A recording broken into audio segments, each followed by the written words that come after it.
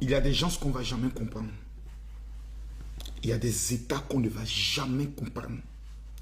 Voici un groupuscule de putschistes qui crée l'AES, l'Alliance des États en souffrance, incapables de ramener la sécurité dans leur propre pays, incapables de pouvoir, c'est-à-dire sécuriser le carburant dans leur pays. On voit toute la misère, la poussière dans certains endroits. Et ce sont eux qui se gonflent la poitrine, qui se jouent les enfants guerriers.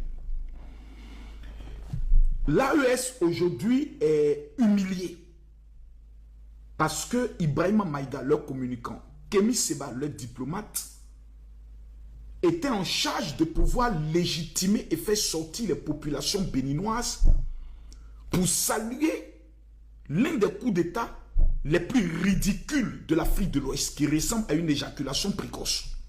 Ils ont tapé poteau. On a vu la réaction de la CEDEAO. La Côte d'Ivoire, où je vous parle aujourd'hui, a des militaires de forces spéciales actuellement au niveau du Bénin.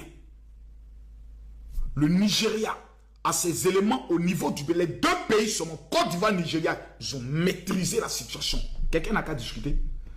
Nous avons pas un avion de guerre, un avion cargo, dont il y a seulement 11 passagers à l'intérieur, qui se rendaient au niveau du Portugal. Et lorsque l'avion décolle, il constate qu'il y a un problème dans l'avion. La loi internationale indique que quand ton avion a un problème, il n'a plus besoin d'une autorisation pour survoler ton territoire. C'est-à-dire tout territoire que lui trouve là, il fait ce qu'on appelle, comme on appelle ça, comme, ils ont un code là, Mémédé, il y a un truc comme ceci, et il demande un atterrissage d'urgence.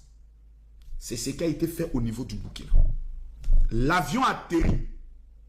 Il commence à faire des communiqués. Oui, ils ont violé notre espace aérien.